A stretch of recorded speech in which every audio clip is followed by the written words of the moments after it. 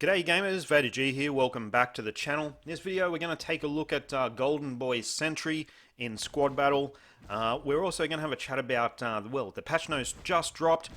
Some really nice news in there where the awakened skill requirements have been scrapped. So Moon Knight, for example, won't need Morbius in order to, awaken his 6th skill.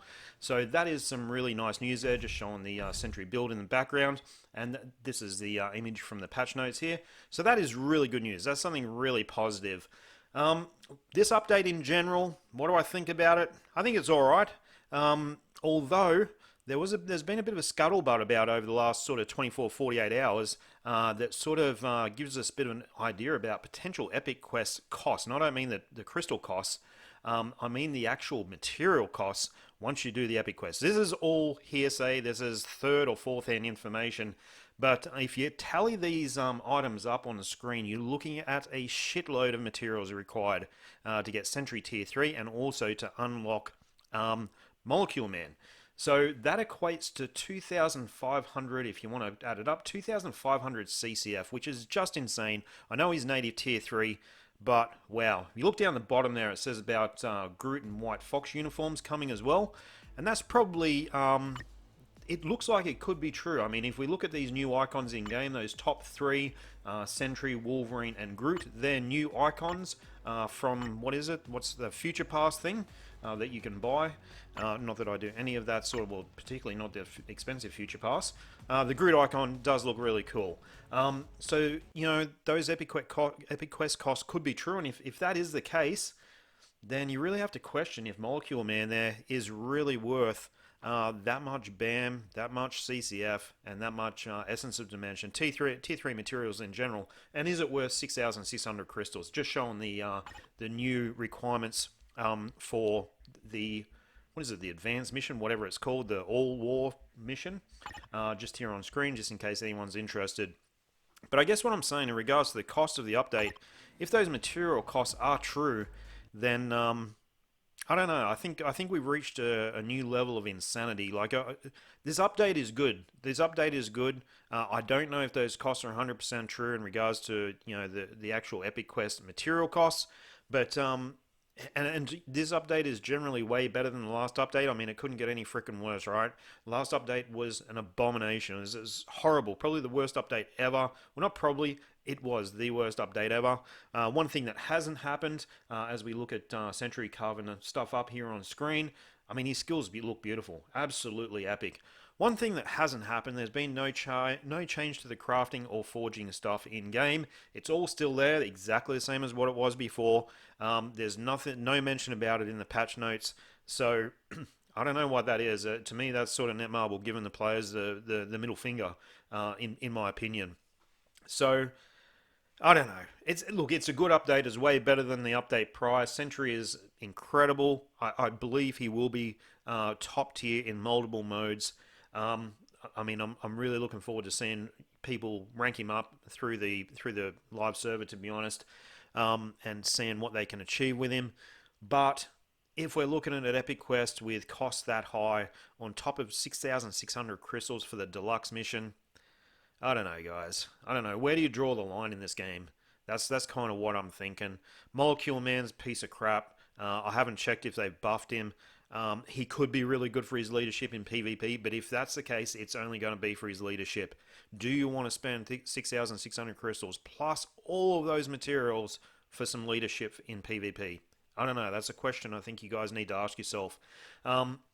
Sentry, is he worth it? I don't know. He probably is. He probably is worth it. I think he's going to be one of the strongest characters in the game.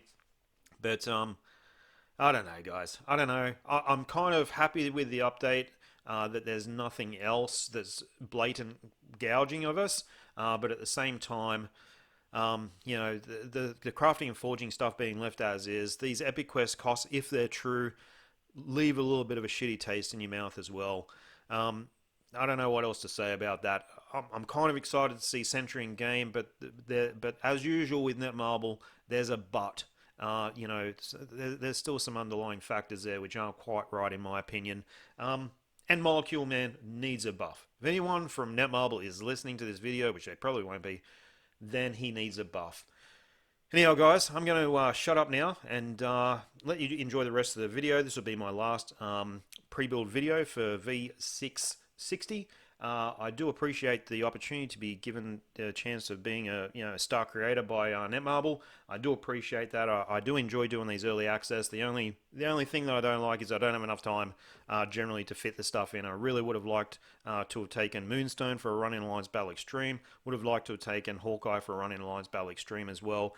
Just not to be. I get the update too late on Saturday, which is no restriction day, and before I know it, it's night time and I'm doing family stuff, right? So I don't have the time that I want. But anyhow, thanks to Netmarble for letting me participate. Let's watch this last phase and see how Sentry goes against Serta.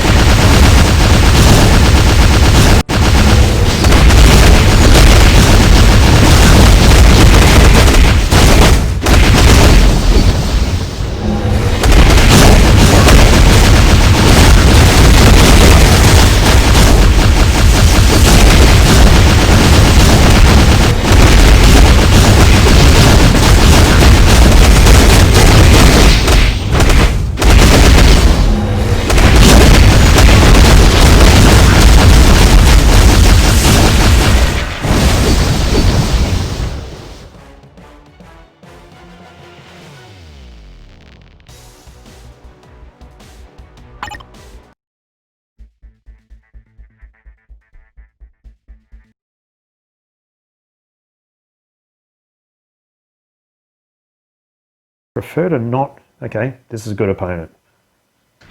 This is a good opponent. So thank you, Mateo, for setting this team. And I know he builds his genes, so she'll have something. Yep, so she's got a regen.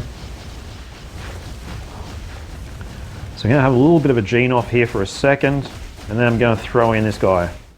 All his skills are off cooldown. He's on autoplay. He's making some inroads. Yeah, this is his niche, right? This PvP, he's locking Jean down.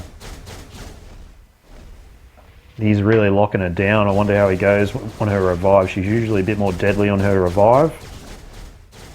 But no, he's really locking her down. Considering she's got all her pierce effects and immune to guard break and the rest of it going on with that regeneration CTP, this is no easy feat.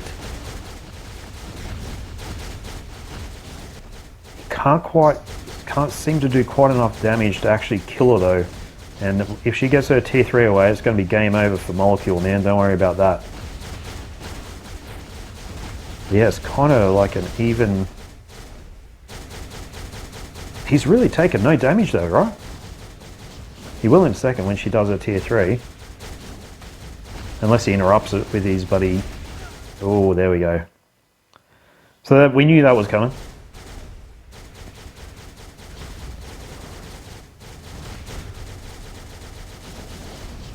I mean, we haven't put any HP euro on him, but this is a bit of an indicator, right? Against Jean, I know he's built her up. I know he's put HP Odin's Blessings on her.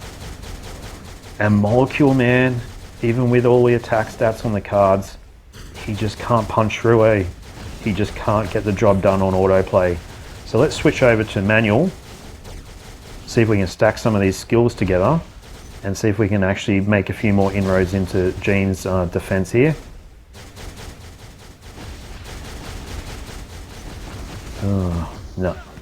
No, too powerful in the tier 3. So, interesting, very interesting.